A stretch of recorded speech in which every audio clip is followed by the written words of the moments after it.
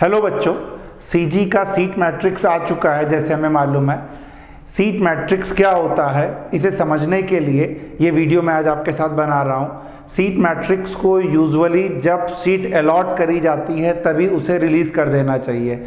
इस बार सीजी की seat matrix seat allot होने के बाद आई है। सीट मैट्रिक्स का मतलब रहता है कि जो टोटल सीट है उसमें किस कैटेगरी को कितनी सीट्स दी गई है ये क्लियरली शो होना चाहिए। यही सीट मैट्रिक्स का मतलब है।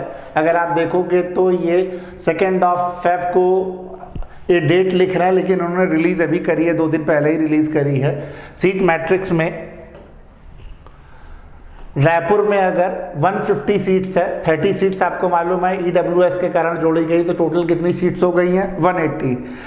किस कैटेगरी को कितनी सीट मिली है यही चीज़ हम लोग सीट मैट्रिक्स में डिस्कस करते हैं। आपको मालूम है कि जो ST का रिजर्वेशन है सीजी में 30%, स्पेशल ST का 2%, SC का 12%, OBC का 14% और इकोनॉमिक वीकर सेक्शन जो अभी सेंट्रल इंडिया ने जोड़ा है उसके लिए है 10%।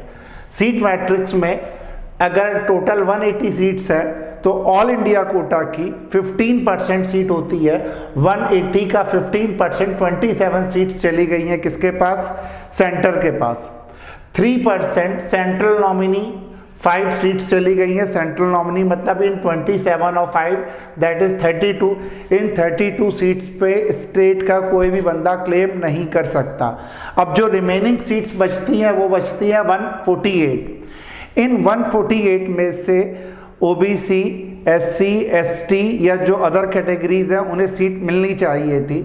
हुआ ये गड़बड़ है जो कह रहे हैं इस बार सीट मैट्रिक्स में इशू कि 180 में ही उन्होंने 10% EWS को दे दिया और 180 का 10% यू नो व्हाट 18 उन्हें डिवाइड करना था 148 में।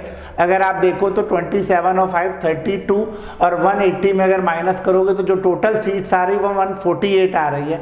148 के हिसाब से अगर वो डिस्ट्रीब्यूट करते तो पर्टिकुलर कैटेगरी में ST कैटेगरी में 44, स्पेशल ST में 2, SC में 17, OBC में 20 और EWS को 14 सीट मिलती।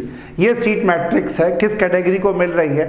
रायपुर और बिलासपुर में देखोगे नंबर ऑफ सीट्स क्या है, सेम यहाँ भी। मतलब हर अलॉटेड कॉलेज के लिए जो CGDME ने सीट अलॉट करी है वो चेंज हो सकती है।